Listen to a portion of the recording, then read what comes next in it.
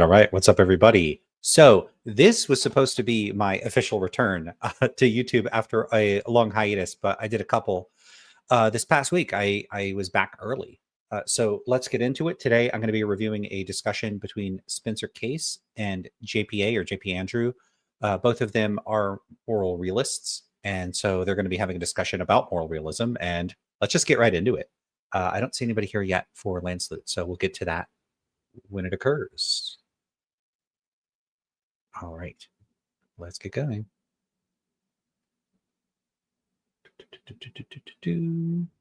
Where's the video? Here it is.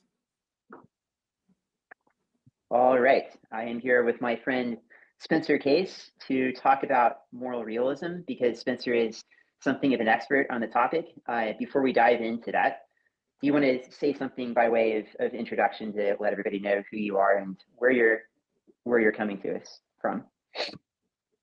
Right now, I'm a postdoctoral research fellow at the Center for the Philosophy of Freedom at the University of Arizona in Tucson. Just started up with this job, but yeah, it's right now a research-only position. I might do some teaching later, but I'm working on a book on patriotism. So hoping to have that finished up this year and hopefully out next year. But I have, as you know, been interested in this question of moral realism for a very long time. It was the subject of my dissertation and my first book, which is co-authored with Matt Lutz, called Is Morality Real? So yeah, I'm someone interested in the same questions you're interested in with these things. All right, cool. And I will just offer a bit of a plug there for Spencer's book, Is Morality Real? Is indeed a really good book and everybody should go buy it. I am derelict in my duties as a host and not having my own copy to brandish at present, but yeah, it's a really good book. People should check it out. Don't have much to say about that. I did read the Lutz and Case book. It's quite a good book for what it is. There's really not enough stuff that introduces people to the topic of metaethics, and especially one of the central topics within it, the moral realism, anti-realism. Lutz is a very capable counter to Case, and so they have quite a balanced discussion in the book. So I do think it does a good job of introducing people to that dispute and giving them two of the most representative positions within the literature. It'd be great to also, get a perspective between, say, for instance, like a naturalist realist and maybe like an expressivist or something like that, to really get a good set of four different views. I don't think it would all belong in the same book, though. It'd be cool to see like a naturalist versus an expressivist or something like that. So yeah, it's worth checking out. I still would really like to see some sort of introductory textbook style intro to metaethics for undergrads, but I haven't seen anything like that. Hayden asks, can you buy a beer with this? I was thinking about cracking open a beer before I got started, and I did realize right as I was like at the 4-second mark, I realized I didn't bring my drink. So if I get really thirsty, maybe I'll pop upstairs and grab a beer. Yeah, and speaking of that, if you haven't checked out the podcast, Two Psychologists, Four Beers, it's a really good one and you should check it out. Anyway, don't have much to say about this. They're just, getting the ball rolling. I want to get into the realism stuff, so hopefully they'll get into it. I already listened to this, but I don't remember exactly when they get into the realism stuff, so we'll see when we get there. Okay, so to begin, do you want to just give us a kind of working definition? What is moral realism as you understand it? Right. So this is the view that philosophers will say is moral realism. So you've got to sign on to a few different things. I'm going to critique this definition here in a minute because I think it's fine. But basically, that you've got three main planks. The first is that moral statements are meaningful. So if I say slavery is morally wrong, that has truth value. That statement is capable of being true or false. You might think, well, what does that contrast with? Well, it would contrast with sort of exclamations like boo or hooray, like that's not really a truth value to that. Or so we're talking about propositions that can be true or false. Okay. If you reject that first plank of realism, you're a non-cognitivist, or I guess you could just say expressivist now, because pretty much all non-cognitivists today, I think, are identified as expressivists. So expressivists think that moral statements are not susceptible of being true or false, at least not in the way other statements are. Rather, there are they are just sort of exclamations or ways of expressions of feelings, right? So Mhm. murder is wrong equals boo murder would be one way of cashing that out. Okay, maybe we'll talk more about expressivism later, but I hope not. I don't like it. Yeah, I'm with you there. No, and then you get to the question like, okay, so number one, moral statements are meaningful. Number two, I will note that there's a kind of and of course this is a discussion between two realists, but there seems to be a bit of a joking disdain for non-cognitivism, which may be fair enough. But yeah, you could see that, this is the sort of topic where people with contrary positions, sometimes there's positions that people reject in such a way that they have a kind of dislike of the view, perhaps because they think the view is so ridiculous and indefensible. And there might be a hint of that here. some of them are true. So there's at least one, the most minimal kind of answer to this would be there's at least one true moral statement. It might be that nobody's made that statement, one true moral proposition that isn't just utterly trivial, like wrong things are not right or something like that. But like slavery is wrong, murder is wrong, you know, some acts of self-sacrifice are noble and praiseworthy. Okay, so these are very good candidates for true ethical statements, and just one of them has to be true. If you deny that any of them are true, if you say, yes, moral statements are meaningful, but they're all false, that gets you error theory or nihilism. Mm-hmm. And then finally, they have to be objectively, there has to be one moral statement that is objectively true. So the ground for the truth of moral statements can't be totally subjective. It can't be that, yes, it's true that it's wrong because that to commit murder because I don't like it. I don't like committing murder, or because my culture judges it.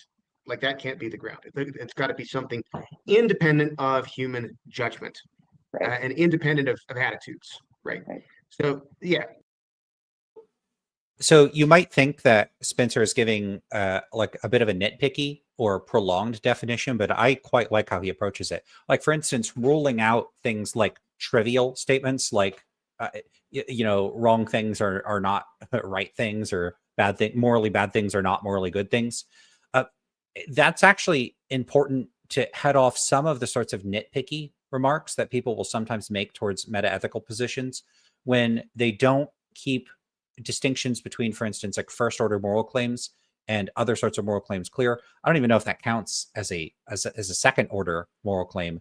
That's just something that's sort of trivial, and it would be, I think, perhaps a bit difficult. I'd like to see him cash out like why that's trivial, but why slavery is wrong is not a trivial statement, because there is a distinction there. I don't know how easy it would be to articulate it on the fly, but you could imagine there being a whole host of potentially true moral statements that are true in virtue of the meaning of the terms. Like, for something to be good logically entails that it's not bad, all else being equal. We're not talking about like an action that has both good elements and bad elements, but insofar as something is good, morally good, it isn't also morally bad in the same way and in the same respect. Something like that. These would be just sort of the standard features that any coherent concepts would have. And so saying, hey, there are moral truths about the coherence of potential moral truths, but there's no content to like this particular type of action is wrong or that particular type of action is wrong. That's the sort of thing that some people will get nitpicky about. And you will see people make mistakes when they criticize meta-ethical views. So they'll think, for instance, that relativism applies to itself. So relativism would be the view that all first order moral claims are true or false in some relative way, like the truth status of those claims is indexed to the standards of individuals or groups of some kind, or it could be indexed to something else. But that statement itself, that the truth status of those moral claims can only be judged relative to the standards of individuals or groups, it's not itself relative. I mean, it could be. You could be a relativist about the truth of relativism, but that isn't what relativism is about. It doesn't include itself. But you will get critics that don't know what they're talking about that will say things like that. So it's important to head that off. And I think Spencer does a good job of sort of, I don't know. It's kind of like when firefighters like burn the ground in advance of an advancing fire, so it doesn't advance further. But philosophers that know what they're doing can often diffuse misunderstandings in advance, and I think that he spends a bit of time laying this out in order to diffuse those potential misunderstandings. You do get these people that, I don't know, you always get them in philosophy classes, you get them online, that are just hair splitters that are trying to find kinks in the definitional armor of some account in order to expose deficiencies in the account. When really what it is that when people are giving the accounts, there's often a shorthand to the account and they don't fully lay it out. And they'd be like, no, technically the position only applies to first order claims, not second order claims. And these nitpickers might even say, so now you're introducing ad hoc elements, as if that wasn't there all along. So yeah, I like what he's doing here, is the short version. So, and if you deny that, you're a relativist or a subjectivist. Those terms are kind of used interchangeably. So if there are true moral statements, but their truth depends fundamentally on subjectivity, then you're a subjectivist or a relativist. If you affirm all three of those statements, the moral propositions are, have truth value, some of them are true, and they are objectively true, then you're a realist, I would say. Some also want to say, like, add epistemic criteria to it. So like we have to be able to know some of the moral truths or something. And I tend to think that is a different, that is a further claim. Although if you're a realist, presumably you think that. Yeah, so I agree with him about this. In fact, I'm not just, Dan Dennett used to have this thing he called the Rappaport's rules. I'm assuming he got it from somebody named Rappaport. I don't know. But what he would ask you to do is, before you criticize somebody or tear down their views or whatever, which I'm totally going to criticize the heck out of what Case and JPA say here, is you have to say something good in advance. Now, maybe there's an element of me feeling at least somewhat compelled to do that, but you'll notice in my other videos when I discuss and lay out like what realism is, that I actually use a framing similar to Case. And part of the reason for that is because I like the framing. And there was a particular discussion or interview he was in where I thought he did a really good job of laying it out. I can't remember who he was talking to where he laid this out, but I just like the way that he did it. Like this tiered system that you could build up the layer cake of increasingly more realist characterizations. And of course, it's like up to us what we want to consider realism. If you wanted to say, nope, it's only realism if you have an epistemic condition that at least some of the moral facts are knowable, and if not, it's not realism. We can just do that. Like we could just declare that we're going to use the term that way. And if other people didn't want to, they wouldn't have to. The terms are subordinate to our preferences and what we mutually agree on, to how to use the terms. But I like the usage that he's employing here. I think it carves the conceptual territory in a good place. I do think that there's a better place to draw that distinction, which really has to do with irreducible normativity or reasons, like reason giving accounts. And that's to rule out possibly some naive conceptions or sort of a concessive conceptions of naturalism that might reduce moral claims to certain kinds of descriptive facts. I know that Matt Lutz says that distinguishing naturalism from non-naturalism in terms of a sort of sharp prescriptive descriptive guide, if I understood him correctly in one of his recent discussions, he doesn't think that's a good characterization. And I believe he's the author of the SEP entry on naturalism. So, it's certainly something that he's looked into a lot more than me. And, some people have raised these sorts of triviality and descriptive objections to certain kinds of naturalism. I've certainly seen naturalists attempt to preserve a certain kind of prescriptivity and normativity. And I think that what he tried to point out there is that distinction and this is just going off of my recollection of whatever I listened to it like a week or two ago.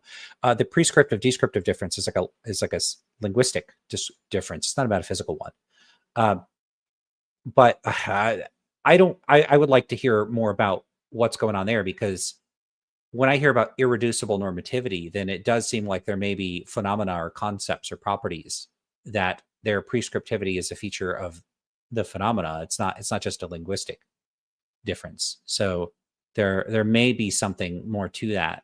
So I don't know, but in any case, I do think that the divide between basically non-naturalist realists and everybody else is a more important dividing line. And if some naturalists want to side with the non-naturalists, okay, then all of them. But I think the more important divide has to do with people that think that there are, you could say, substantive, authoritative, or there's a variety of terms in the literature, clout, practical, oomph. People have used various terms like that. As long as your realist position has something like that, like it really has this strong, like you really should do what's morally right. And it's not just saying, hey, moral facts are descriptive facts. Like some kind of Sam Harris account just seems like it reduces it to a matter of description. Those accounts, I think, just fall victim to triviality. And so I'd rather the dividing lines be along those grounds. But insofar as we're going to discuss the literature on some conciliatory grounds with how things are currently framed, I think Case has a good framing here. And, it's not just a suggestion on his part. I think this is how people have mutually started to converge on framing things. And I think you'll see similar framings from Russ Schaefer Landau, Terence Cuneo, Bingson, David Enoch, and others. There might be some subtle differences and wrinkles between them, but that's generally where people are going with this stuff. Mm-hmm. Okay, good. Yeah, so that's all really helpful. Now, is moral realism not just the common sense view of morality? Is this not just kind of like the view everybody's by default committed to? What do you think? Yeah, notice that by default committed to the common sense position. You'll see that I did a video yesterday where someone leveraged an argument that moral realism is the common sense position to argue that moral realism is more likely to be true. And what I argued is no, it's not the common sense position. So let's see how Case responds to this. About that. Yeah, a lot of realists do say that. Like David Enoch has this piece. Why I think it's called something like "Why I Believe in Objective Morality" or "Why I'm an Objectivist About Morality and So Are You" or something like that. And he tries to argue that the reader presumably believes that there are objective moral truths. I'm not sure about that because I think that there are a lot of people who just haven't reflected on these things at all. They don't have. Yes. So I have seen this before, but I was so delighted to see this, and I was really looking forward to this point. I don't know if JPA expected Case to go, yeah, it's the common sense view. But notice, Case's first he signals, look, I've done my homework. I've read the literature. I've read what people have said about this, and David Enoch says this. And yeah, David Enoch it's quite a fun paper. It's this paper, and it does have a cute title like "Why I'm an Objectivist and So Are You." And what the paper does is it walks you through a series of, I believe there's 3 kind of intuition pumps that are intended to prompt the reader to recognize that they were predisposed to endorse realism from the outset. And there are qualitative differences. There's like a phenomenological test. There's a joke. And the takeaway from all of these is supposed to be, yeah, look, you were already inclined towards realism. I don't find the paper convincing, and I didn't have the realist reaction to any of those. I do think it's an empirical question whether people would have that reaction. And there's been an empirical study on this, and the results are mixed and quite interesting. And that's pretty cool. So if someone wants a link to that, like throw a comment at the end of the video, and I could post a link to the David Enoch paper and the empirical study. It was like an experimental philosophy study that actually presented Enoch's 3 tests to people and saw how they responded. I do have a critique of the empirical paper in my dissertation. So I didn't find the results convincing, but it is a cool paper. It's a cool idea, and it was definitely worth testing. And then the second part is, Case is saying he's not sure, and it's not clear people have really reflected on the matter. Yeah, that's more or less what I argue in my dissertation. I would certainly say I'm not sure. I'm not super confident in my position, the indeterminacy position, which is that I don't think people have determinate positions for the most part about realism and anti-realism. I think it's the most plausible position on offer. But as far as like how likely it is to be true, I would say I think it's probably true. But I'm certainly not at 100%, and I'm not even sure I'm at 99%. But I'm pretty confident about it. I don't know if Spencer would go that far and say that the answer to whether people are realists or anti-realists is indeterminate. But I think a degree of caution and skepticism and possibly just full-blown agnosticism about whether realism is, the common sense view. I certainly think that is a rather prudent position to take, a reasonable position to take. I don't think everybody, not everybody's read my dissertation. Almost nobody has, and so they haven't done the research I have. They haven't read precisely what I've read or looked at things in quite the same angle as me. And I could just be wrong, but I wouldn't expect people to just adopt the same view as I spent years working on. But if they adopt a view that I at least see as adjacent to that, I think that's, right on for what he has to say here. Oh, what's up, Bart? You were the one that asked yesterday about that research. Like you said something like, shouldn't there be an empirical stuff for this? And then I was like, yeah. And I did some of that empirical work. Mason suggests realist talking point drinking game, take a shot. We could, if someone wants to put together a realist talking point bingo, we could do a bingo on an episode. That would actually be quite fun. Let me make a note of that. Where can I make a note? Because that would be a lot of fun. Like realism is the common sense position. Yeah. Let's see. Realism bingo game.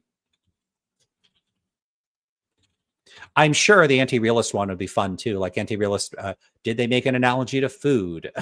That kind of thing. Okay.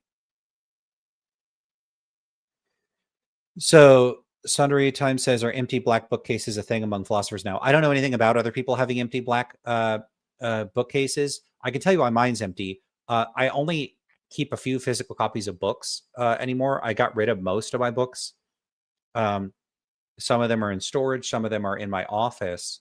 And I moved a bunch of times, and I moved so many times that the last thing I did was, this had stuff in it for a little bit, but I cleaned it all out, and I really want to put decorations, like stuff in there. And I was thinking about what kinds of stuff I could put in there. And I'd really like to put in stuff that like represents things that I like and not just put books in there. I just don't have enough books to put in there. And I'm not lugging ones all the way back from my office. So I was thinking about putting in stuff from games that I like, like Tactics Ogre and what else? Final Fantasy Tactics 2. They just re-released a new version of that. Monster Rancher. I like the Monster Rancher games. What else do I like? The original Fallout games. There's not a lot of merchandise for those, though. Like, good luck getting merchandise for Fallout like 1 or 2. The original Baldur's Gates. But again, if you look for merchandise, it's going to be all Baldur's Gate 3. And I didn't even really, I played through a few hours of that, but Baldur's Gate 1 and 2, I played through so many playthroughs. And unfortunately, I'm never able to find stuff. And the rare occasion that there is something, it's usually pretty expensive. And we got a lot of other expenses to prioritize right now. So as far as decorations go, I just haven't had the time, but I will get there. I eventually will set up a new office. I'll get some cool decorations and put some stuff up there. I did get a poster that I will eventually put up, but I take a long time. Sometimes I just leave things around. The poster's been sitting around for like 6 months. No, it's been like a year. Wow. Yeah. Yeah. So Hayden says, Suntory, I've already had a dig at Lance for thinking he's Oppie. I don't watch Oppie videos, so I'm certainly not copying people, or maybe I am unconsciously. And but apparently everybody likes Oppie, so maybe that's a cool thing. I don't know. But yeah, that's the reason. I want to put decorations in there, and I don't have any. So, but if you have suggestions for what I could put in there, do let me know, because that would be cool. Just not books. I'm not doing books. Someone says, what do you think of Ian's argument for moral realism? I'd have to know what the argument is. It's not like there might not be any metaethical view that is like a default view, because I think like a lot of people just have not thought about this at all, haven't given it any thought.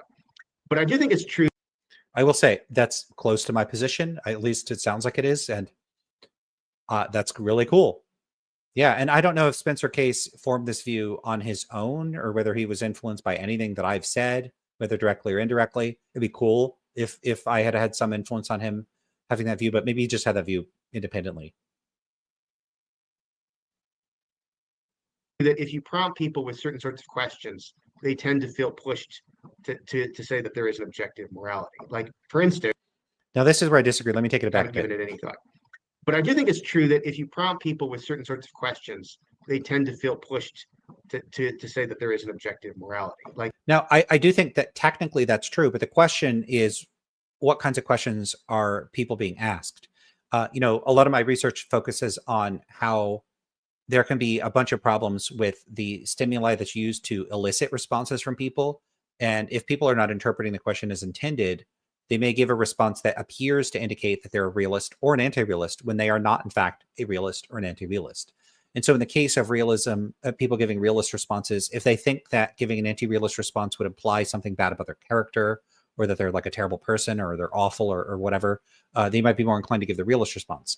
If giving the anti-realist response, some other question context, would indicate like tolerance or that they are open-minded, then they may give the anti-realist response. And in both cases, it may be that what's driving the response pattern is not the person having any actual they're not interpreting the question as a question about metaethics and then responding accordingly to, and thus you have like a valid measure of their metaethical view. Or if they are, they're nevertheless drawn towards giving an interpretation that says more about their social concerns than about their metaethical concerns. So you have a couple layers here, which one layer is that people may interpret the question as intended, but nevertheless have motivations other than giving an accurate elicitation of their actual metaethical position. And then the thing that I think is actually a bigger issue here, which is that most of the time people are not interpreting questions as intended. So for instance, if you ask people a question like, if there was a world where everyone approved of baby torture, would baby torture be acceptable? Well, when you say acceptable or morally permissible or whatever, are you asking the respondent, if there was a world in which everyone approved of baby torture, including you in that world, would the version of you in that world approve of baby torture? Well, then it's trivially true. We're just stipulating, imagine there's a you that thinks X. Does that you think X? Well, yes. But if they're saying, imagine there was a world in which everybody approves of X, do you, the person outside of that world, approve of X? Well, then the answer is, if it's like baby torture, it's going to be no. And so it's a confusing question. And yeah, I've seen realists present that question as like, well, of course, people are going to say, if everybody approved of baby torture, it would still be wrong to torture babies. But like, I would say that, and I'm an anti-realist. So it's a misleading and confusing question. You need to disambiguate what exactly you're asking someone, and to avoid asking a question that's either trivial or nonsensical, or so realists, I think, if they're not trained in psychology or very careful and cautious, can fail to appreciate that the kinds of questions that they pose can be misleading or ambiguous. And then there's other cases where there are reputational concerns that could prompt someone to not want to give a particular kind of response. And I've been over those a lot. You have the normative entanglement type scenario where, if you're a moral anti-realist and you are asked like publicly, like you're on national television, you're on Piers Morgan or something, and somebody says, do you think it's objectively wrong to, and then they just insert the most horrific thing you can imagine. And you say, no, you're going to look like a maniac, because that's going to be taken to pragmatically imply that you're not as opposed to the action as other people, that you're more okay with people doing it, even though that's not an implication of anti-realism. And I've been over that many times. And again, there's empirical evidence to support that kind of thing is going on as well. So I think realists should hopefully step up their game on the empirical side of things and appreciate that, yeah, sure, you could get a realist looking response to certain sorts of questions, but it's another question entirely whether it's a valid and sort of stable indicator of the person actually having realist commitments. And those very same people, you could probably elicit anti-realist judgments from them with some different framing or different questions. So are they realist or an anti-realist? for instance, if somebody steals your car, and you presumably would want to say something to this person like that was wrong that you did this. Presumably you think it's true, like that it has truth value.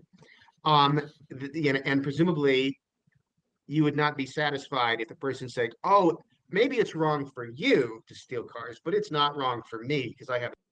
See, so again, I'm an anti-realist. If someone was stealing my car, like if you said, is it true that like it's wrong for them to steal it?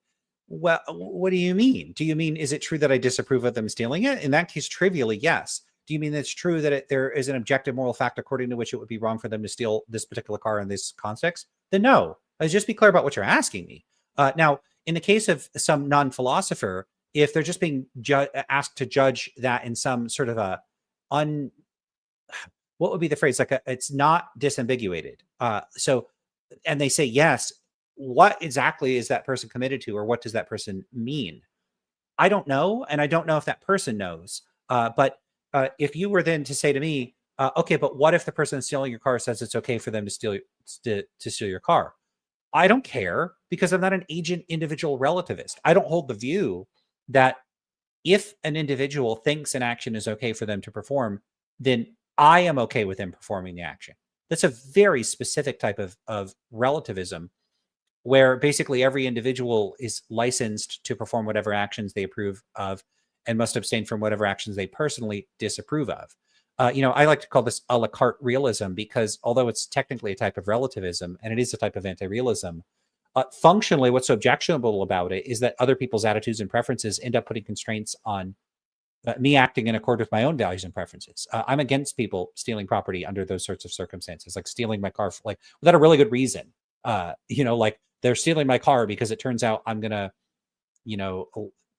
go drive drunk and they're just gonna take my keys or something. You could imagine some contrived circumstance where it'd be like good to steal. So just imagine they're stealing it because they just want to go sell it and make money to buy drugs or something. And then it's wrong.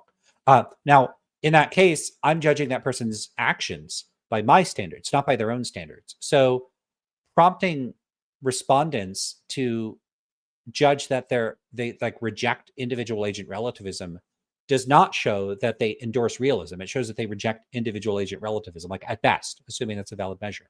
But there's individual agent relativism, there's individual appraiser relativism, there's cultural agent relativism, there's cultural appraiser relativism, there's constructivism, there's error theory, there's non-cognitivism, there's like my quietist position. There's a bunch of other anti-realist positions, and showing that the person doesn't endorse a specific anti-realist position does not show that they're realists. So we'll see what he has to say about this. Let's have a look at the chat. All right. Mason says, yes, no questions are usually insufficient to determine a person's position. You really need to dig into what do you mean when you say X. I agree. And so one of the things I've said about this is that I really am unconvinced that quantitative measures are adequate for figuring out people's views on more complicated topics like this. They might be if we could come up with really, really, really well-validated methods, but I don't think anybody's even come close to doing that. And of course, I don't actually think for most people they have a view, so there wouldn't be a thing to measure. All right. Miss Sell, I don't know if that's how you say it, says, I don't see how realist philosophers are doing anything else than trying to look like a good person. What is the additional substance behind harming babies for fun is self-evidently true. Well, they think they might think that it's like a certain type of conceptual or fact, or there's like a metaphysical truth that they're uncovering something about. They may consider this to be a more important conception of value, one that's substantive and meaningful, whereas subjective value is somehow less substantive. So at least on their view, or conditional on their view, there's going to be reasons why realism is important. So I don't think realists are just signaling. That might be a factor for some of them some of the time. But I think realists think realism is true. Maybe that's not inconsistent with, you could think something's true and signal. But yeah, I could be signaling. Like signaling cuts both ways much of the time.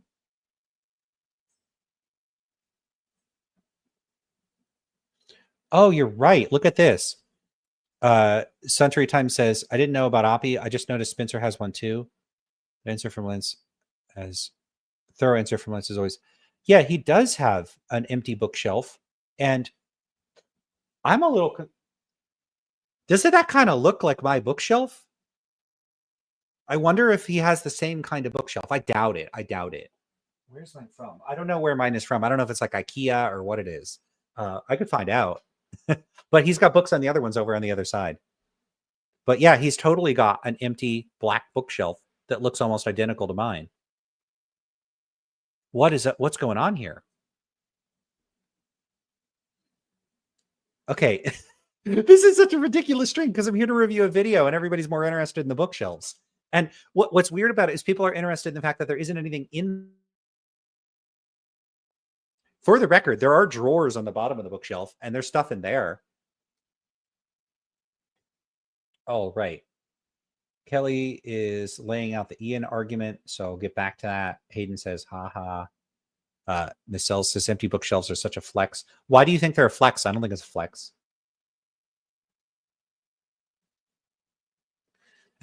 Mason says, Spencer stole your bookshelf because he wanted to see if you would argue it's morally wrong. I'd wager both are IKEA. Yeah, my guess is that it's IKEA. All right, let's have a look. So this is supposed to be the Ian argument. I don't know if I'm going to analyze this now. I might just say, oh, let me think about it, because I want to get into the video more. And maybe I would just say something stupid if I responded immediately. All right, quick summary of the argument. This is a quick summary of the argument. All rational agents must logically accept a universal right to freedom and well-being. This is because every agent necessarily wants their actions to succeed. And freedom and well-being are the generic necessary conditions for success. Therefore, to act rationally, an agent must believe that these rights are necessary for themselves and, by extension, must accept that all other agents also have these same rights. A principle of generic consistency. Something seems Kantian about that. It's just a summary. You don't have to answer if it derails. You anticipated exactly what I would say. Yeah, I think I would derail to get into that, and I'd have to ask a bunch of questions and probe the view. Okay. Miss Hill says a flex because you feel confident without a bunch of books to back you up. Yeah, but can't it just signal that I'm a complete dope that just doesn't read books? You could signal that. You could. All right, let's keep going. A different attitude, or my culture has a different attitude. Like, oh, okay. Would not respond that way. So there are questions you can ask people that will elicit realist sounding answers. See, I told you. So recall, well, let's go back because I had mentioned this. To steal true, like that has truth value. And presumably you would not be satisfied if the person said, oh, maybe it's wrong for you to steal cars, but it's not wrong for me because I have a different attitude, or my culture has a different attitude. I mean, most people would not be like, oh, okay, would not respond that way. No, he also said his culture. So we'll take some of my criticism back, where I said that he's only talking about individual agent relativism. He's alluding to both individual agent relativism and cultural agent relativism there. So fair enough. So there are questions you can ask people that will elicit realist sounding answers. See, that's the problem with what he says here. A person not being satisfied with someone saying that does not indicate that the person is a realist. So just imagine the scenario, right? Like, so someone's breaking into your car and you're like, hey, what are you doing? Get away from my car. I'm calling the police. And the person goes, no, wait. I'm okay with stealing your car. So it is okay for me to steal from you. Aren't you like an anti-realist or something? And you're like, no, I'm not satisfied with that response. Does that indicate you're a realist? No, it doesn't. You could not want people to steal your car. You could be an expressivist.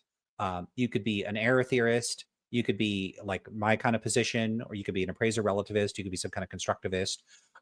You could be a cultural relativist and think that they're violating the standards of your shared culture. So even if you're an agent relativist there, you could say both you and the other person are subject to the standards of your culture because they're from your culture. So, this isn't necessarily going to work. Like, the person would have to be from a different culture from you, or have a different set of moral standards from you, and you'd have to be an agent relativist. And so, in other words, showing you're not an agent relativist does not show that you're a realist. For the same reason that, for instance, asking questions that show that a person is not a Mormon doesn't show that they're an atheist. So, if I say, do you believe that Joseph Smith was like a prophet or whatever, or like genuinely like the Book of Mormon is a legitimate religious text, and someone goes, no, you'll go, oh, so you're an atheist. That would be very silly. So I think that something similar is going on here with this question. This question is not adequate. But I don't know, there are other ways of questioning students that might elicit different kinds of answers. So I'm not totally persuaded that it is the common sense view. I don't think it needs to be the common sense view for it to be the true view.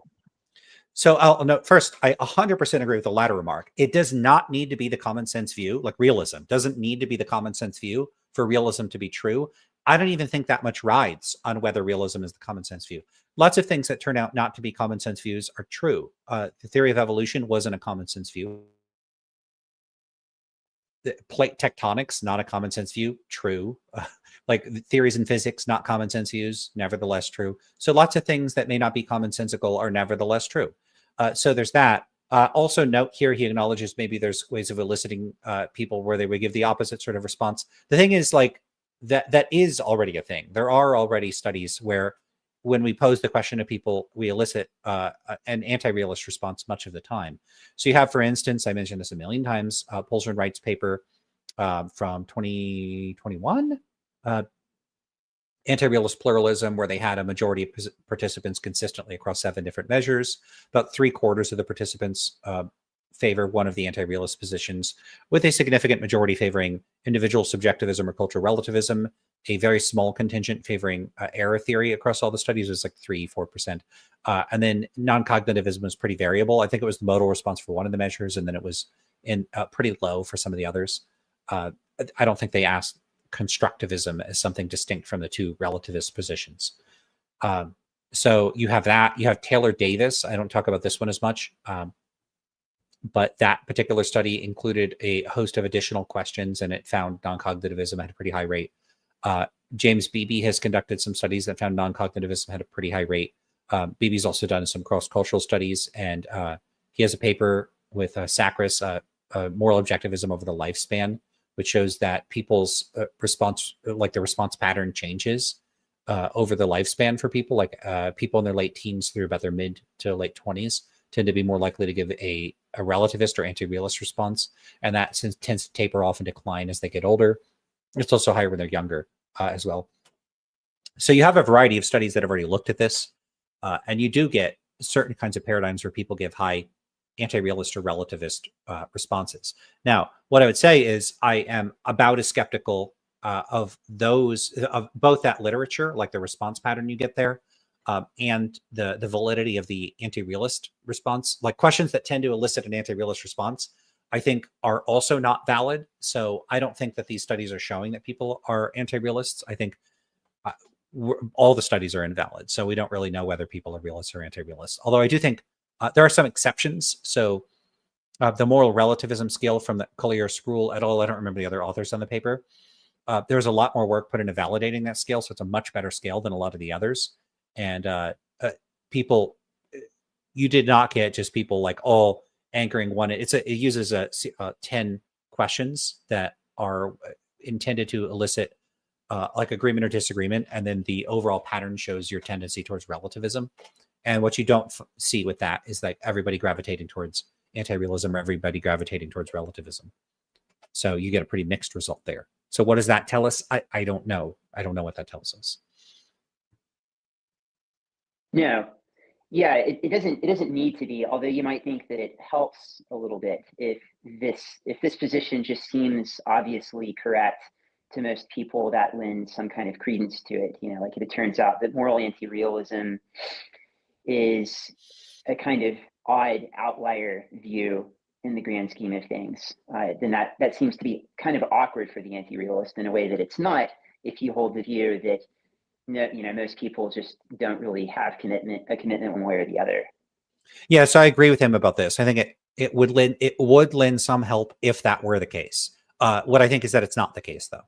So I think as a matter of the current state of the empirical data, it does not support the view that most people think that realism is obvious. That does not mean they think anti-realism is obvious. It also doesn't mean people are anti-realist. It means maybe people don't have any particular position at all, or at best, we don't know.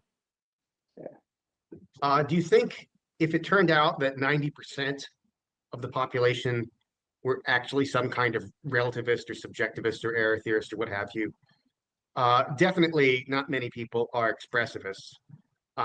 But if it turned out that the overwhelming majority of the population were anti-realist, I would say that Spencer and JPA, if he agrees, are too confident about that. Now, I'm not an expressivist, but I don't know why they're so confident people are not expressivists. They could be.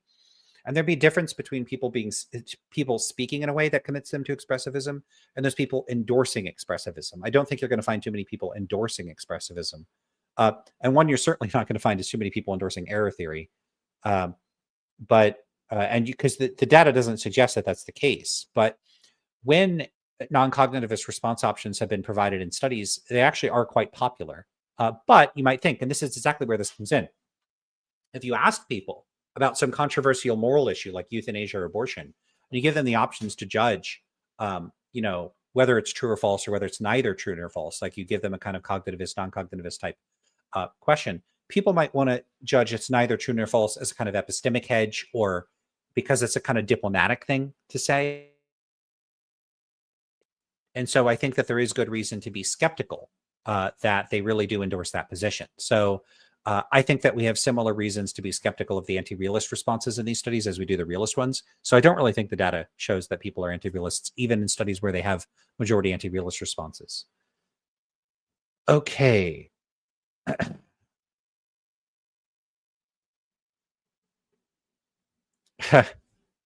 Andrew Moy says, or you're really continuing with the bookshelf theme. I guess I'll have to make the, oh no, I already have a thumbnail for this video. But I'll have to do a future video with the empty bookshelf. Andrew Moy says, or you're dope. You're a dope who realizes that having a bunch of books makes you look insecure, so you double bluff with empty shelves. Kelly, or you read all your books and gave them away. I read some of my books and then gave a lot of them away. Didn't read all of them. I'm not even sure I read half of them. I just don't think I pick up more books than I read.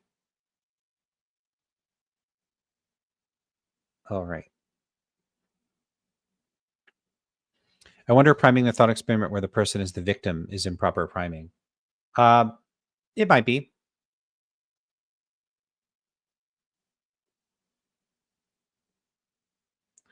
Hayden says, I think there'd be faults in all methodologies. The area of study is complicated. True, but there's going to be faults in almost any study. The question is whether, if you have enough studies all looking at the same issue, if you kind of converge or triangulate on the truth with those studies, because every study is going to have some flaws. Whoop. Why do you say numbers help? Do you think most people being religious means theism is true? No, I don't think it means theism is true, but I think it is some evidence for theism. So if you look at it from a sort of Bayesian perspective, in a world in which religion is not true, all else being equal, you'd be more likely to, like the fact that people, botching that totally. If you're looking at the world and you see a particular observation, that observation, you could compare it to another world where you didn't make that observation. So for instance, I'm doing a shit job of explaining this. Okay, let me give an example. Fuck it, go with an example. Okay, a world in which Bigfoot doesn't exist, you might just have nobody reporting sightings of Bigfoot or thinking Bigfoot exists.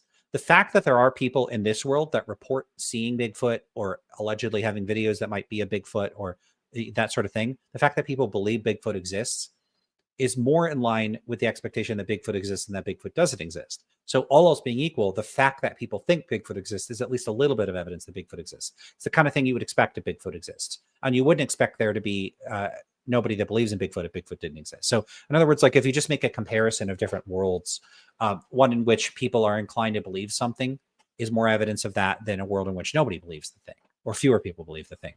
Is it definitive? No, not really. Not at all. But it's at least something.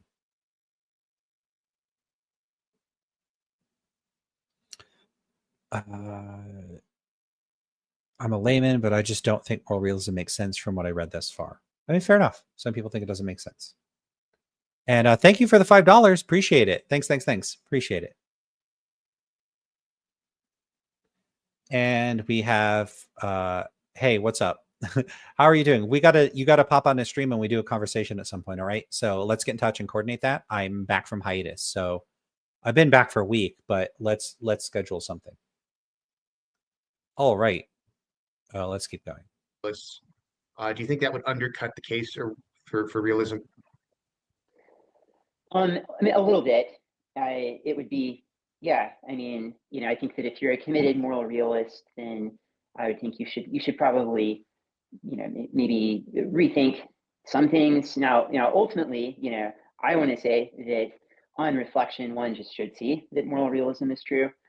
But yeah, I think that there's some kind of value for the moral realist in establishing that it's something like the default position, which is why I think a lot of moral realists have been anxious to try and establish precisely that. And what I find strange about this is that, I think he's right about this, and that realists have been anxious to establish that there's a presumption in favor of realism. But I haven't seen too many realists like dip into the empirical literature to try to demonstrate, like as a matter of psychological fact, that most people are disposed towards realism or have realist phenomenology or believe realism. I'm not even sure that there's really been that much of an active effort, at least in recent times, to analyze various features of language to look at whether they're like a realism is built into language. There's a recent paper that actually shows some of the features of ordinary language look more in line with some type of anti-realist, like a subjectivist account. I've talked about it a couple times in the channel, and I'll say more about it another time. But the features of even ordinary English don't just uniformly favor a realist interpretation of like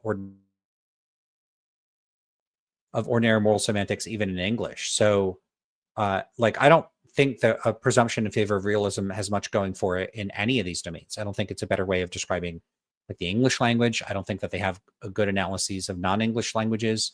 At least there's none I'm aware of. Maybe there are some. There's not good empirical data supporting this about phenomenology or about belief or about usage or about dispositions or about behavior. There's just not much going for the case for a presumption in favor of folk realism. There just isn't.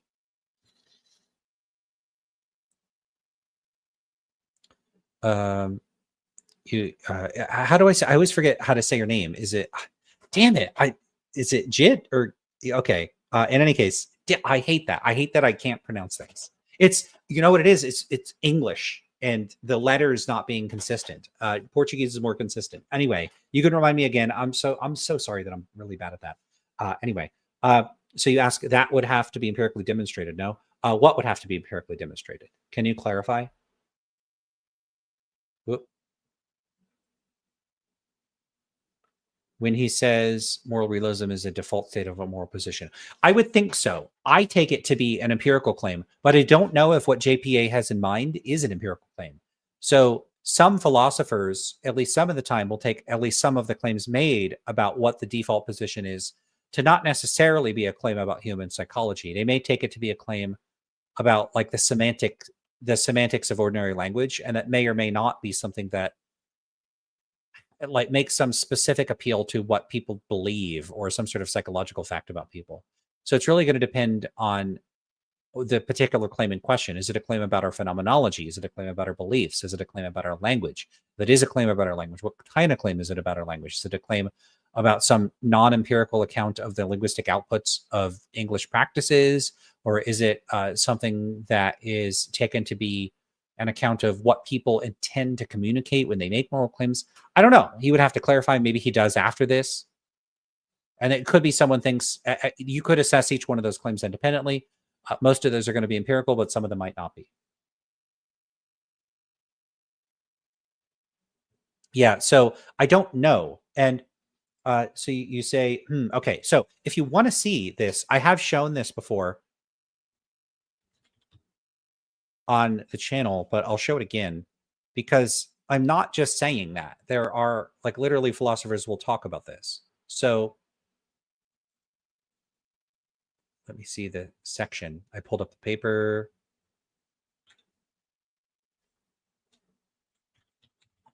There it is.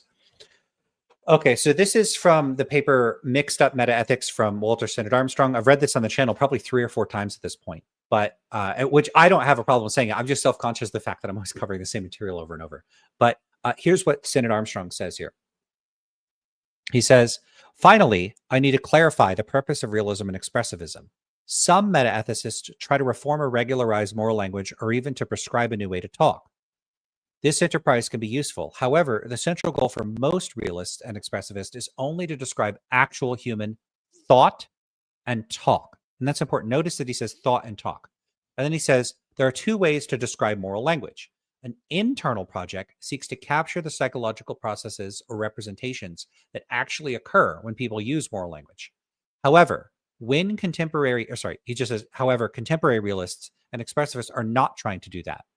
When Jackson and Petit use networks of truisms, or when Gibbard cites hyperstates, they surely know that these theoretical constructions do not reflect actual psychological entities or events. Instead, they want their theories to be externally adequate in capturing the outputs of our linguistic systems without necessarily reflecting the internal workings of that system. In this respect, the project is more like Chomskyan grammar, which uses constructs without claiming psychological reality. Notice the key point here. This is what he concludes with in this section. Overall, then, I take moral realism and expressivism to be trying to externally describe the semantics of all standard moral language. At least that is the debate I want to discuss. Notice he then favors or leans into focusing on that latter externally adequate characterization, not on the characterization about thought. In other words, he leans into talk and not thought and draws a distinction there. It is funny. I did have somebody criticize me for saying, and you'll see it in an upcoming blog post. Oh, they're like, Lance doesn't even understand that it's not about what people's beliefs are. It's about language. I'm well aware of this. So it was ironic because it's just, I think they saw one post where I talk about the empirical research. So I hope that addresses your question. There really is a distinction that philosophers make here, and I don't know exactly where JPA stands on it. I mean, one thing I would add, I mean, is this kind of two points have seemed relevant to me here. So one is that you might think that even though most people haven't reflected on meta-ethics, just like most people haven't reflected on metaphysics for that matter, moral realism is kind of implicit in their reactions and attitudes, right? Like with the kind of conviction that they have with respect to particular moral judgments, you might think is suggestive of a background commitment to moral realism that they themselves might not be aware of or able to articulate in something like the way that you might think that it's also implicit in people's ordinary behavior and just in the way that they talk about things, that they think there really are external world objects, even though most people haven't seriously considered philosophical skepticism. It seems like, the view that there are not really tables and chairs out there is not the common sense view, even if the ordinary person hasn't entertained that hypothesis at all. No, that. Okay, so, he cites something like people's convictions, but what exactly is the claim here? So you could have a prediction based on some theoretical model, according to which if a person is implicitly committed to moral realism, we predict that they have strong moral convictions. But if they're not a moral realist, like they're some kind of anti-realist, then they have weak moral convictions. And then we look at people and we say we have some threshold where if their convictions are above this threshold, then we'll say that's evidence of the person being a realist or something like that. But what is that based on? Like, I don't grant that anti-realists have weaker moral commitments, and so I don't take people having strong moral commitments to be indicative of the person being a realist about the matter in question. Why would that be the case? Why would we think anti-realists have weaker moral convictions? So yeah, it's possible. And I think it's JPA is on the right track here to think that, look, we really shouldn't be too concerned with, he doesn't say this, but the question may not be about their explicit beliefs. He talks about implicit things, like the way that they talk, the way that they act, the inclinations that they have to act certain sorts of ways, that we could locate a commitment to realism, not in something they explicitly say, but in what they do and how they speak and what it implies about their beliefs. And I think that's totally fine. I think you can show that a person has implicit commitments, and he gives a good comparison to the external world. Yeah, people think there's tables and chairs, and they don't have to report some sort of metaphysical thesis for it to be reasonable to think that people think there's tables and chairs and that objects exist, and that those objects are not like figments of their imagination. So there's an external world. Okay, so do we have an analogous reason to think that those people are realists? Maybe. So what do people say or do that indicates that they're realists? Some things they could say or do could indicate they're realists would be something like saying, I'm a realist. That'd be a pretty good indicator. But people having strong moral convictions is not a good indicator. It's not, because people can have strong moral convictions and be an anti-realist. It's totally consistent. It's not like it's like a stretch. It's not like it's strained. Oh, it's so weird for you to be an expressivist and be, because think about, like, if let's say you're an expressivist and you think moral claims express your attitudes. Okay, well, so if you're against murder, boo, would it be weird for you to be really committed to being against things that you don't like and have a strong attitude, emotive reaction towards? No. If anything, that might make more sense of it. So if a person's moral standards were entirely a product of what motivated them, what they desired, what they cared about, you might expect that person to be pretty motivated and pretty passionate. Whereas, many realists, JPA might even be such a realist, are often externalists about motivation. They don't think that our moral beliefs necessarily commit us to having at least some defeasible motivation to act in accord with the moral belief that we have. What I mean by that is that it's possible for a person to think, hey, these are the objective or these are the stance independent moral facts, but I'm not motivated to comply with them. And so in that case, the person's lack of conviction would be consistent with them being a realist. Whereas if you're an expressivist, it doesn't make a whole lot of sense for the person to be like, for their moral positions to reflect their attitudes, desires, and emotions, and then they have no motivation to comply with their own attitudes. So it's often taken to be like one of the few advantages of non-cognitivism, that it has a more natural account of its connection to motivation. So conviction, if anything, might be a better indicator of people being anti-realists than it would be an indicator of them being realists, because for at least some anti-realist positions, a disconnect between motivation and like their moral positions would be like really weird. Whereas for at least some conceptions of realism, it wouldn't be weird. So like, for instance, if you're a moral naturalist and moral facts are facts about like what increases well-being or reduces suffering, yeah, okay, you may not think there's any particular reason why anyone would care about that. And so people not having strong convictions in line with what you think the moral facts are, not a particularly good indication that that person is a naturalist, at least. Of course, they could have a different view about what the moral facts are than you do, but it's just, JPA isn't really offering anything here as far as like a good way of saying, hey, this behavior, attitude, or inclination is a good indicator that a person is a realist. He hasn't outlined anything that would look like that. And it might even go the other way. All right. Andrew Moy says, I feel like I could present metaphysical realism in an uncharitable way and find skepticism to be the common sense view. I think that's testable, and I think you might be right.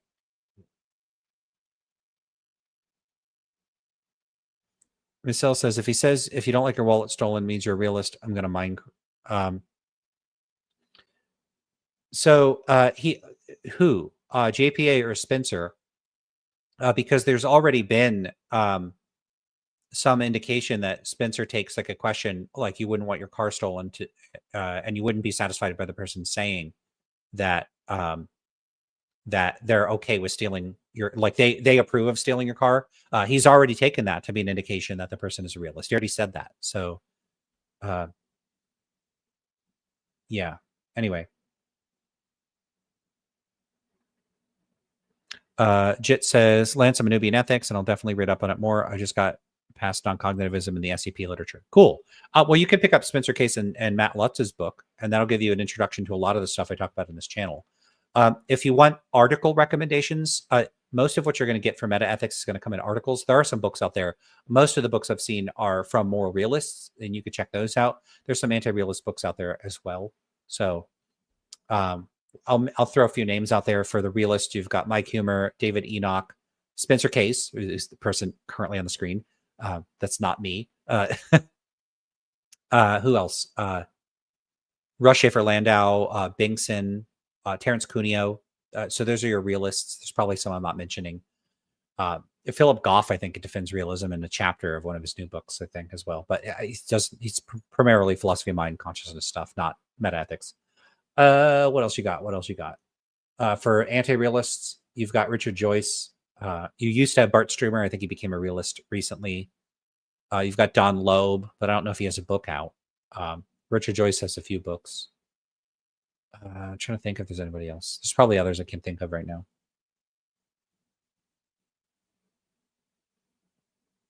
Oh, right. Ted says, I love your content, Lance. Wishing you the best. Thank you. Appreciate it. Jit says, it's consistent to have some cognitive attitude whilst being an anti-realist. Yep. Yeah, you could be a relativist, a constructivist, an error theorist. Is cognitivism positively correlated with moral realism? Probably. I don't know that anybody specifically set out to measure that. All right, let's keep going. That's a good comparison. I want to say it might be a little bit different in Okay. the realism case, although I would need to think about it more to see why. So I don't know exactly how to answer the question, but it does seem to me there are all sorts of things that might be implicit in my behavior that like I've never contemplated, and I wouldn't know that I'm committed to them. And I think that might be the position of a lot of like our students. Yeah.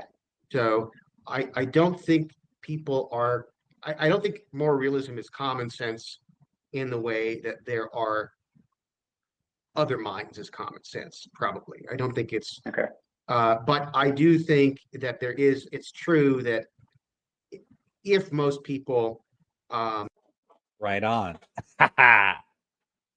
reflected on a certain line of questioning, they would see that, yeah, indeed, this seems implicit. This seems implicit in their actions. It's funny. I heard a podcast with Don Loeb, who's one like error theorist, Yeah. Right. and so he Don Loeb is not an error theorist. He's a proponent of moral incoherentism, his own view. It's not error theory. I don't know why people call him an error theorist. he was trying. He's eager to rebut the idea that moral realism is common sense, even in this weaker sense. And he says he says that the realist response to him is to say, well, you should. It's like what you're saying. It's like you should look at people's behavior, and you should look at the way they use moral language, and you can just sort of see that it's implicit there. He's like, and his response to that was like, well, maybe they're like me, maybe they're. And I'm like, you mean confused? Maybe they're confused. Maybe they, yeah, because I don't really think that it makes sense to be any kind of anti-realist and hold on to our moral practices and like come up with these Yeah. elaborate rationalizations for holding on to moral language that makes that. That's strange. So Spencer thinks it doesn't make much sense to be an anti-realist and like hold on to our moral practices. Why? Because if I don't think that the moral practices are underwritten by or presuppose realism, why, in rejecting realism, would I stop the practices? So, for instance, I don't think that our practices of talking about, yeah, I'm going to do it. I'm going to do it. Take out your anti-realist bingo card. Our gastronomic practices, I don't think that those presuppose any type of realism. So, I read Yelp reviews. I can imagine writing a Yelp review. I think there would be nothing wrong with me doing that. I've rated movies before, like I don't know if I've done it on IMDb, that sort of thing. I rate stuff that I think is entirely a matter of subjective preference. And yet I say things like that movie was good, that movie was bad. This food is good, that food is bad. I argue with people about what movies and food are good or bad. So I do a lot of things that look realist-ish, maybe not identical to morality.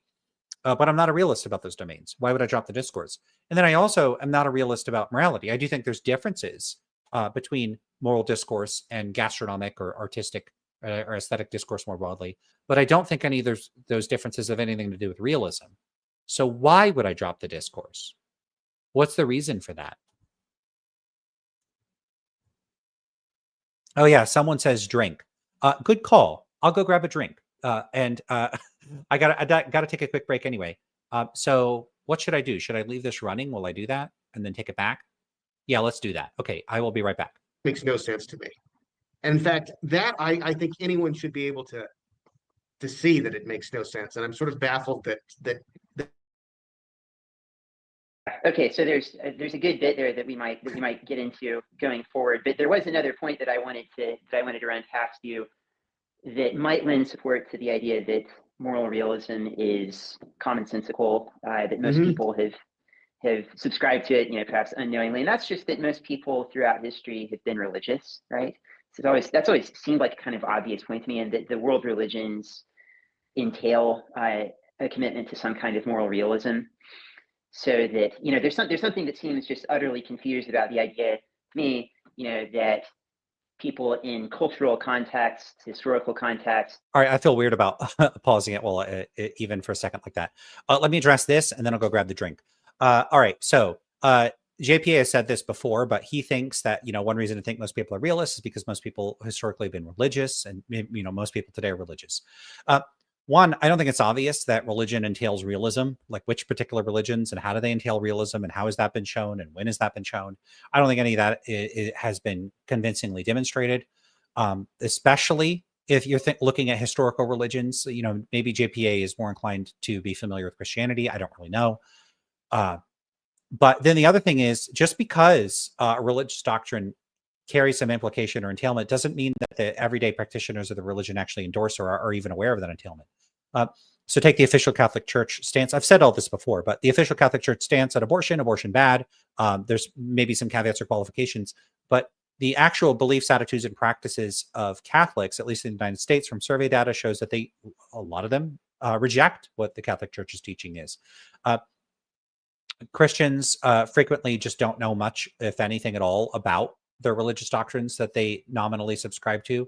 And there's no particular reason to think that because it's part of the doctrine, therefore, if a person's a believer, then they believe it. And so you could suppose that if you could show it's an entailment of most religions, or at least like the religions that comprise the majority of believers in the world, or some threshold of believers that comprises more than half of the world's population, or whatever threshold you want to use, if you want to get really nitpicky about it. Okay. So then you say, all right, well, the religions actually include realism as a doctrine. I think that's a uphill battle to actually demonstrate that that's the case. But let's just suppose you did. Okay, well, what proportion of, let's say we're just talking about Catholicism. Okay, does Catholicism commit one to realism? It's plausible it does.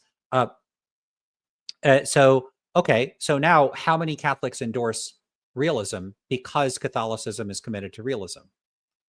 Still an empirical question. So you can't just presume that because Catholicism is committed to realism, therefore, if a person answers Catholic on a survey, that therefore they're a realist. That doesn't follow. A lot of Christians don't understand the Trinity. They'll say like super heretical things if they're asked to explain it. They don't understand transubstantiation. Some of them, depending on the religion, they'll think it's like a metaphor or an allegory or something. It's not for a lot of religions. For a lot of denominations.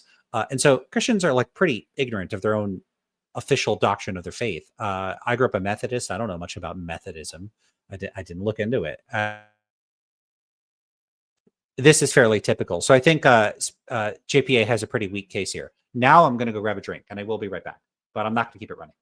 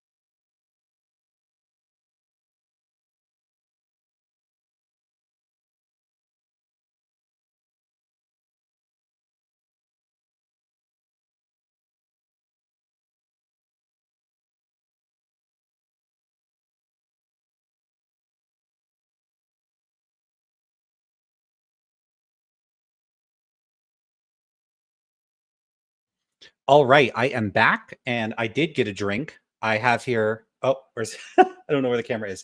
I got a Guinness, and I threw some Chambord in there. It's a raspberry liqueur. So 2 drinks at once. All right. Let's have a look at the chat. And guys, I got to go in about 30 minutes. So we'll have to wrap it up there and do a part 2. All right. Wow, lots of comments while I was gone. Yeah, Mrs. Drink. Okay, I did. All right. Nice ones. Ha. All right. People talking to each other. That's cool. All right. People arguing with each other. Good. Yeah, arguing in the chat. I like that. Hayden says, I think the desire for moral realism started and maintains monotheism. I agree. I think there's a very close connection between monotheism and moral realism. And I think that much of what Nietzsche was observing and the existential dread that came with the sort of a undercutting of some of the foundations of religious belief in the 1800s with the discovery of natural selection and the growing recognition that the earth is much older, that the cosmological story told in the Bible is if you were taking some inerrant, like literal interpretation, is not true, that humans are not, descended from the Adam and Eve in the Garden of Eden, and we are animals just like every other animal, and that we evolved from other animals. A lot of that, I think, started to really chip away at religious belief, and that could be very threatening to people, that they don't have a sense of cosmic purpose and meaning and value. And realism is a way of holding on to that, even in the absence of religious belief. All right.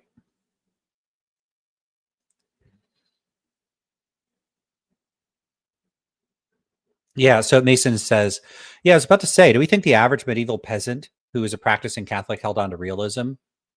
How would we know that? Yeah, good question. How would we know? I don't think we would. Still says, Lance deconverted at least one staunch Christian out of realism. Now they're fine with morality being God's opinion, which makes sense if you think God is a pretty cool guy. Yeah, see, if God is if you think God is a pretty cool guy, if God is, for instance, loving, compassionate, kind, merciful, maybe merciful brings in too much morality, but loving and kind, I don't think those necessarily have to be moral notions. And you think God is like maximally loving and maximally kind and maximally compassionate, then what are you concerned with if morality is grounded in that kind of entity's preferences? I wouldn't be concerned with it.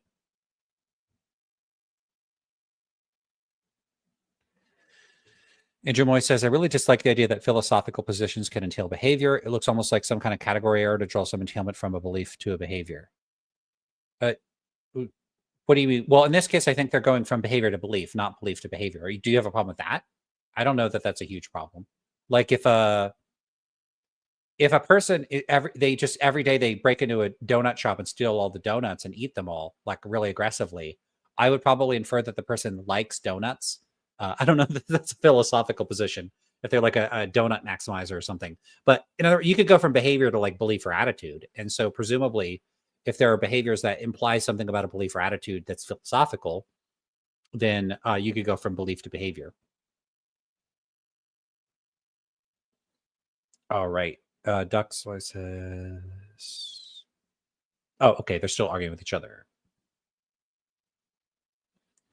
Simcor says, I'm a bit confused why divine command theory isn't considered a non-cognitivist theory. Commands aren't propositions. Thou shalt not. These are imperatives.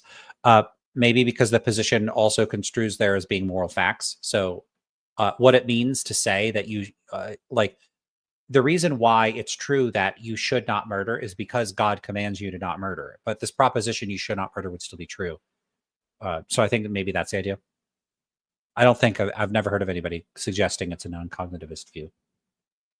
Because I don't think the view is that first order moral claims like murder is wrong, that expresses a command. God gives the commands and then we go around talking about what the commands are. So, if God says, hey, don't murder, and then we go, oh shit, it's against the rules of murder. Murder is wrong. The question is, what does it mean to say murder is wrong? And I don't know that the intention is for murder is wrong means don't murder. It might be something like God has commanded us to not murder. which would be like true or a proposition, or murder would be inconsistent with God's commands. There you go. So proposition. I don't think it has a big problem with being a cognitivist position. All right.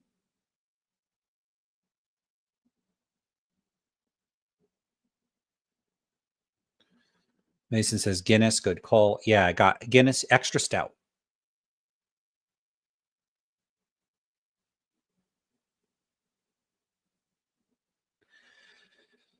Jit says, who is your favorite philosopher? Oh, that is a tough question to answer. Who is my favorite philosopher? Do I have to pick one favorite?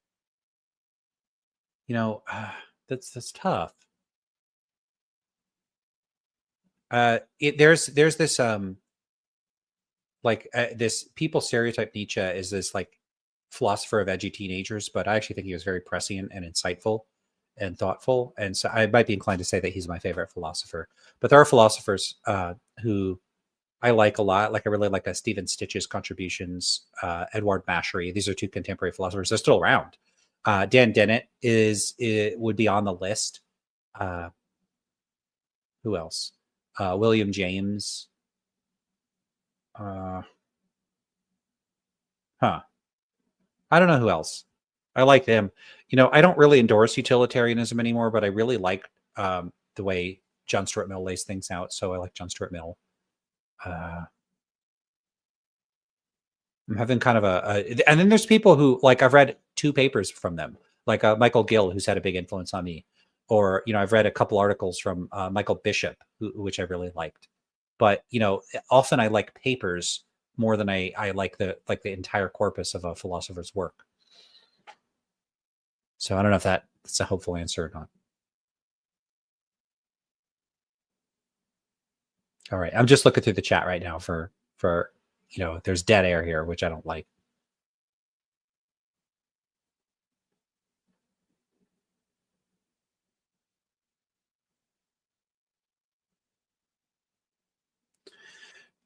Chit says, for me, it's Malpass and Linford. I don't think I've talked to Linford. Someone recently asked me if I knew who Linford was, and the name sounded really familiar, but I can't remember. But Malpass, I don't know if you saw, I have a discussion with Alex from 4 months ago, right before my my hiatus. I talked to Alex. So if you haven't seen that, go check it out. We had a good discussion. Michelle says, aren't you a big fan of the gastronomic realism paper? Yeah, that's a paper from Don Loeb, and I am a big fan of that paper. So Don Loeb has 2 really great papers. He actually has quite a few other great papers too. He's got some bangers for papers. But it's called Gastronomic Realism, a Cautionary Tale. I love that paper. And he has another one called Incoherentism. Let me see if I could get the subtitle. How to Pull a Metaphysical Rabbit Out of a Semantic Hat. So Don Loeb is good with the titles.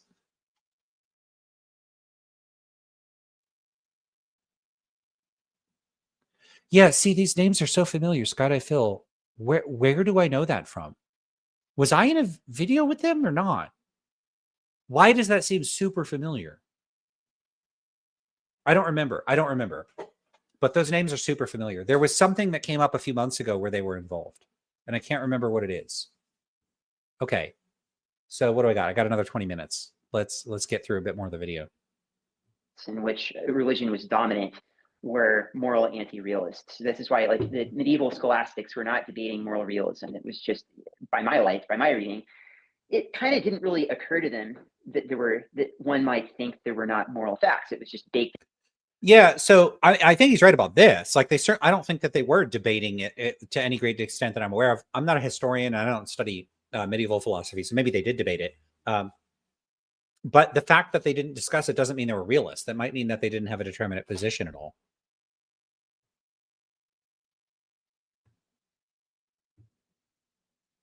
Into their worldview, whereas as philosophers, intellectuals more generally became. Wait a minute.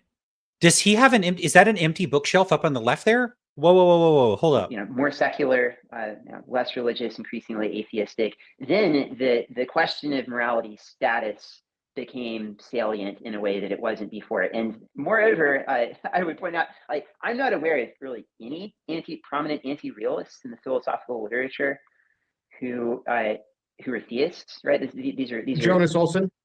Okay, so I figured you would have one, but you would you grant that the vast majority of them are not operating in a religious framework and they don't have God in their metaphysics?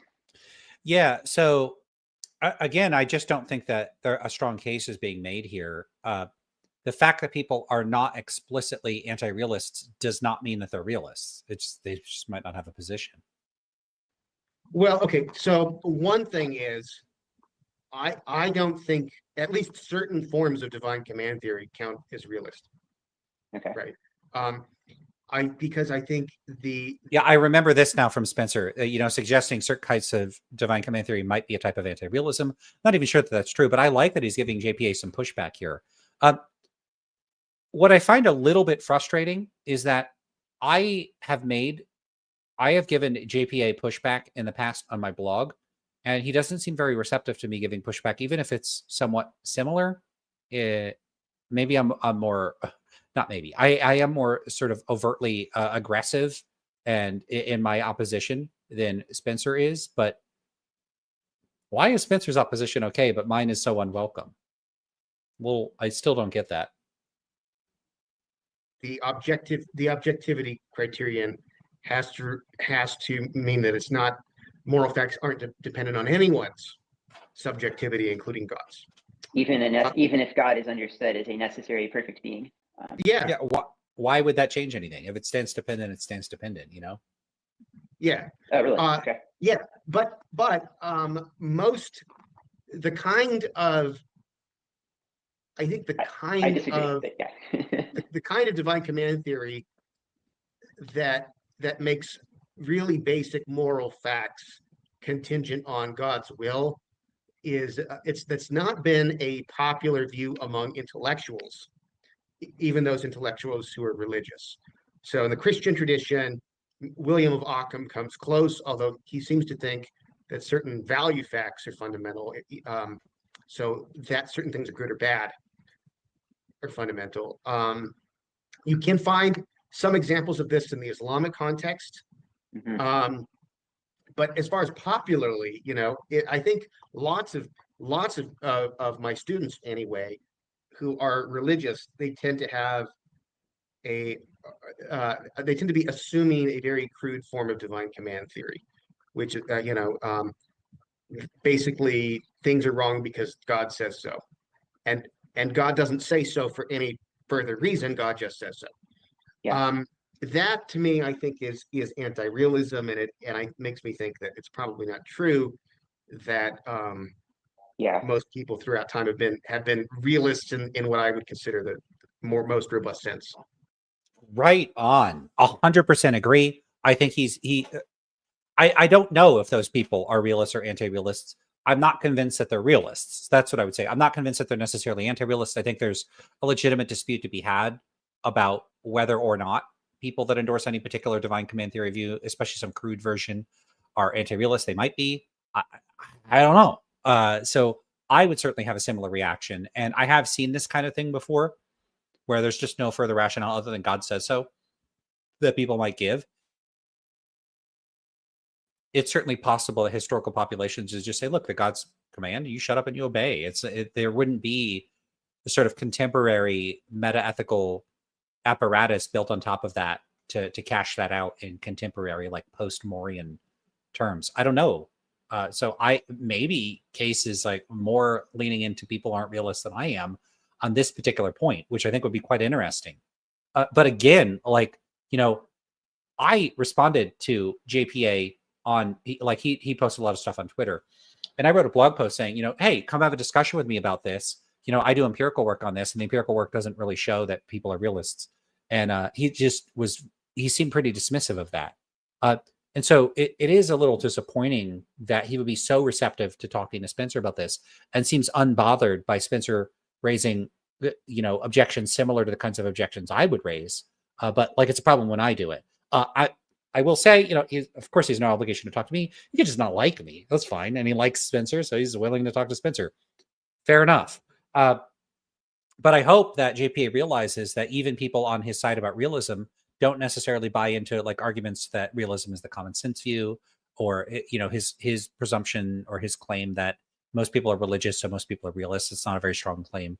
And I'm really, really, really happy to see Spencer giving pushback here, despite our significant differences on a variety of matters, most prominently being realism. It's very cool, very cool. And I'm also glad JPA is taking it well here. Like he's not going like, how dare you? I disagree. It's just really cool to see a respectful, productive disagreement from two realists that probably otherwise have fairly similar views. It's really, really cool to see that. It's just really good. I often criticize conversations between philosophers for doing what looks to me like a choreographed dance, where they go through the motions of just outlining existing positions and just going, basically recapitulating the historical dialectic of the conversation up to that point, and nothing new is said. Here, I think they're actually saying things, and it's awesome to see this. I'm really happy for this conversation. Again, I'd already listened to this, and I already knew that I liked a lot of this conversation, and I liked how they conducted themselves in this. So yeah, it's cool. It's cool. I'm not coming in here going like, everybody's so wrong about everything. It's just nice to see a conversation where I'm happy with what realists are saying and how they're engaging. I mean, okay, so I think what I would want to say there is, I've encountered that as well, and it's true that very often students in such a context are disposed to pay lip service to an implausible form of divine command theory, as you say. However, you might think that, well, what's going on there is that they are kind of bound up in a tradition that, best understood, is committed to like the defensible version of divine command theory. And they're not philosophers. Most people aren't philosophers, and so when they're kind of when they're sort of under pressure or they're feeling flustered, they're going to give a philosophically inadequate account of their own meta ethic. But that's just kind of born of not being sensitive to the relevant philosophical considerations. And if you actually like look at the way they live their lives, it seems like they're moral realists. They think that. I will say, up to this point, I am agreeing with him. Yeah. So I do think when people are cornered or they're put on the spot, they struggle to articulate themselves. They may say something crude or underdeveloped that doesn't reflect what they would endorse on reflection, or what is actually reflective of the doctrine that they actually do endorse. So I think he's right about this. But then I think he moves into a territory where I'm not on board, which is suggesting that the things that they say and do in their everyday lives is somehow indicative of them being realists. I'm not sold on that. Murder, kind of has to be wrong. Torturing babies for fun has to be wrong, and haven't realized that they're articulating their meta ethic in a way that makes morality implausibly contingent or something. Yeah. So you could think, look, let's say you're an intern, and I'm not suggesting that they think this, but if you think God is necessarily all loving, all powerful, all knowing, all, so on and so forth, God is super compassionate, super good, and it's not possible for God to be some other way. That's just the kind of being God is. Well, of course, certain sorts of, there's going to be like entailments about what sorts of things are morally right or wrong, even if they're contingent on God's preferences or attitudes. And so, of course, torturing people for the hell of it is going to be wrong on that view, even if you're an anti-realist. So anti-realism doesn't entail any sort of it doesn't entail relativism. It doesn't entail radical contingency of moral values. The moral values could be fairly fixed, even if you're an anti-realist. So take just something like ideal observer theory, where you say the moral facts are the facts that a fully informed agent would endorse under optimal epistemic conditions. It's fully informed, it's perfectly unbiased, that sort of thing. It could be a single set. There could be a single set of moral standards that it would endorse. This is something that Richard Joyce, he cites somebody else, which is called a relation designating account. It's not a relativist account because there's one standard of moral truth, but that standard is a kind of constructivist standard. The standard is stance dependent, but there's only one standard, and it may not be contingent, and yet it's still an anti-realist system. And so, I doubt people are endorsing a view like that, but they could be endorsing a view like that. And so what we don't have, if you're looking at the behavior, is some sort of determinative, like some sort of specific thing that they're saying, doing, or and so on, judging, that indicates specifically that they are a realist and there's a robust sense of thinking that they're stance-independent moral facts, rather than some kind of constructivist of some kind. Which, again, I'm not saying people are constructivists. I'm saying if you look at the behavior, it's not going to tell you which of the two that it is. It's indeterminate. Well, I think, yeah, I mean, I Just real quick, someone said torturing babies is fine. Drink. Already finished the drink, so too late for that. think, So let's take it back. They're articulating their meta ethic in a way that makes morality implausibly contingent or something. well, I think, yeah, I mean, I think that,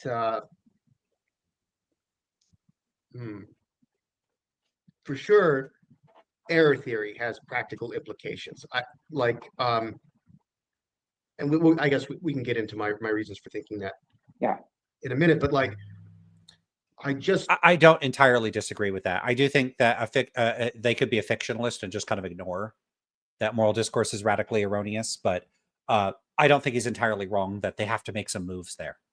They have to do some revisionary work or something. They have to be out. They don't have to. You could always just do whatever you want. But if they want to be consistent, if they want to exhibit the epistemic virtues that I endorse and that Spencer probably endorses, they're going to have to make some concessions or some rationalizations, or they're going to have to do something. And I'm not an error theorist, so it's not a problem for me. don't think it makes sense to believe that there are no true moral statements, but then, protest the war in Gaza or whatever.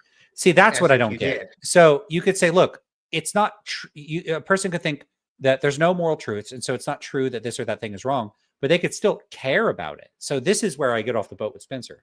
There might be some differences that they would have to comply with. But let's say you're an error theorist. Well, what does that commit you to? Well, what you're committed to is thinking, okay, well, when people make moral claims, what they're trying to do is purport to describe stance-independent moral facts.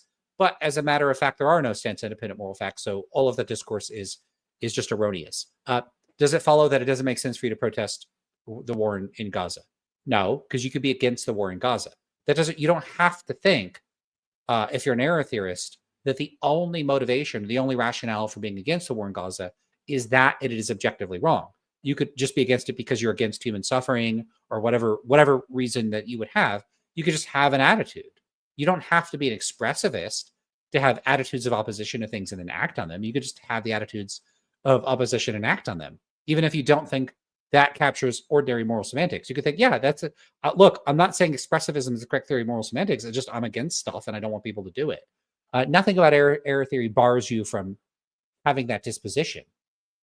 So like, what if it turned out that when people said, cue the bingo card again for the gastronomic comparison. When people say things like chocolate ice cream is tasty, they mean to say that chocolate ice cream has the stance-independent property of being intrinsically tasty or something like that. Okay, well, and then let's say you're an error theorist about that. So you say, okay, first order taste claims about what's tasty or not tasty are all false. Does that mean you can't, it doesn't make sense for you to give a shit about what you eat? Like you just eat disgusting things that you're going, yeah, this is so nasty. And you're just vomiting the whole time instead of eating things that someone's going to clip that shit. Someone's going to clip me going, I did it again. Shit, I'm creating the clips. Damn it. Okay. I got to stop when I realize someone's going to clip something of repeating the thing that they're going to clip to give them more shit to clip. Someone's going to clip that. Me talking about clips. It's very meta. Shit. Okay. What was I talking about? Jesus. Wow. Okay. Maybe I shouldn't chug alcoholic beverages while doing a stream. I don't think believe that there are no true moral statements, but then, protest the war in Gaza or Right. whatever.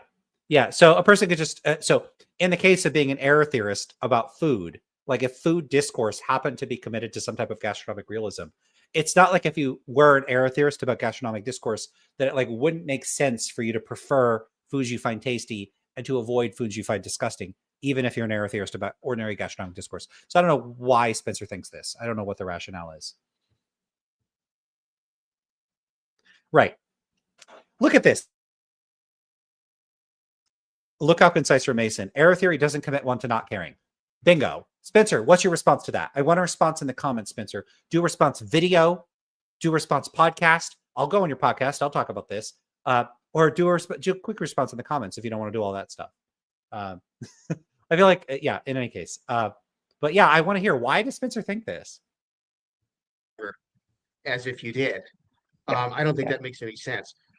Lots of people I are in would, exactly that situation. I It know, seems. I know, but I would need to think more carefully about what the practical implications of a crude form of divine command theory might be.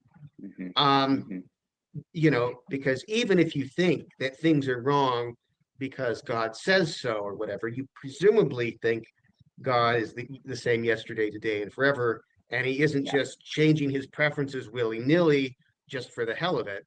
Uh, Hmm. you know, uh, Yeah. so so I don't know how that would affect day-to-day life, right? Yeah. Um, so I don't know that that you could draw out a deep commitment to something like realism implicit in the behavior of those people. It could just be that they are conflicted. You ask them certain lines of questions, and that will push them in a more realist direction. And if you ask them other directions, emphasizing God's omnipotence, like, oh well, I guess an omnipotent God ought to be able to create more reality. I mean, then they might Yeah. go in a different direction. Yeah. Yeah. Yeah. I think that my perception is that sometimes what's going on here is that people are, well, so, for one thing, people tend to not like to have their fundamental commitments interrogated in the way that we do in philosophy. I think is that there's a sort of defensiveness that's kicking in, and that defensiveness also kind of leads people to to be defensive specifically of like God's greatness. Like, who are you to uh, I think this is right. Yeah, I think he's right about this. to like try and divorce morality from God, and so then they'll kind of like express a willingness to bite bullets that they probably shouldn't be biting. And I think it's not because they're moral anti-realists or something unwittingly. It's because like they're really committed to God's supremacy, and they want to sort of display that. That's at least that's a possible. I think that's quite plausible, actually. That is the vibe I get from some people that are in these sorts of situations. Is that that's the kind of thing that I think they're trying to express. Of course, it's empirical. I don't know if that's true or not, but what he's saying here, I think, is quite plausible. Like armchair explanation of what's going on, but it's somebody who has been in the classroom a good bit. Yeah, I accept that. Except I would say it's not that I would think that they are deep down anti-realist. I think they're deep down undecided about these questions. Okay. Yeah. Yes, yes, that's right. Hell yeah! I'm gonna end on that because I'm excited about that. Hell yeah, Spencer, you're coming around. Keep in mind, Spencer, because I don't know if you're going to see this. So my dissertation is called Schrodinger's Categories: The Indeterminacy of Folk Metaethics, and the main theses, there's two. It's one, that all the empirical research relies on invalid measures, and two, that the reason they rely on invalid measures is because non-philosophers don't have determinate positions on moral realism or anti-realism. They're undecided, they're indeterminate, they don't have a particular position. So I wrote my whole dissertation on that, and it looks like Spencer is endorsing the same kind of view. So I'm really excited to see that.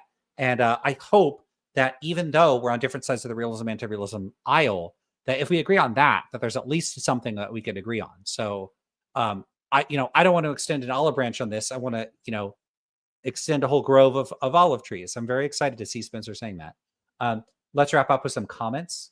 And then I'm gonna go eat some food and hang out with my baby before bed. All right. Mason says, as I recall, Bertrand Russell, a kind of error theorist pre-Mackey. I don't know what Bertrand Russell's metaethical views were. I believe Russell was part of a group of philosophers. Wasn't like Russell and like Sartre and like A.J. Ayer, like some of them, a bunch of them were like anti-nuclear activists or something. What was that? What was going on with that? Something like that.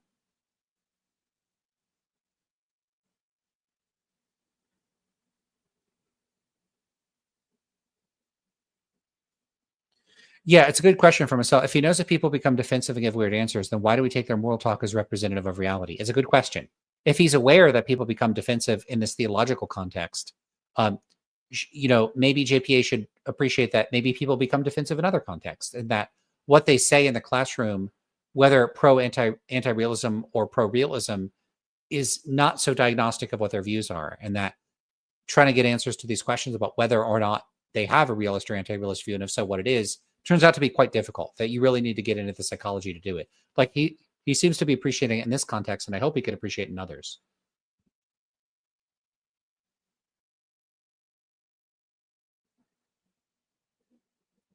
Ben Singleton says Russell briefly flirted with error theory and was a non-cognitivist in his later career.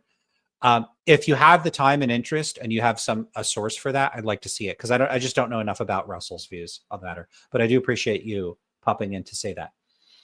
With that, I am going to go have dinner.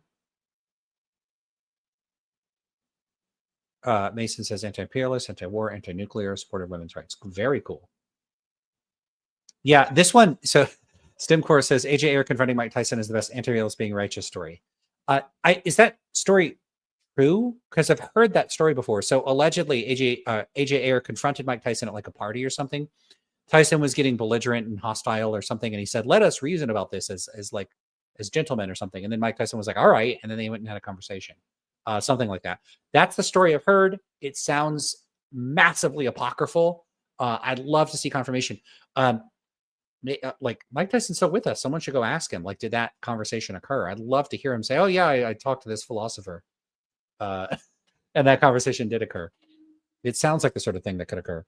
You know, One so moment. I wouldn't claim them as secret like crypto realists or crypto anti-realists. Yeah. Why is this still playing? Okay, we're done. We'll take it back from there. I'll do a part 2 where I continue the conversation. Maybe there'll even be a part 3.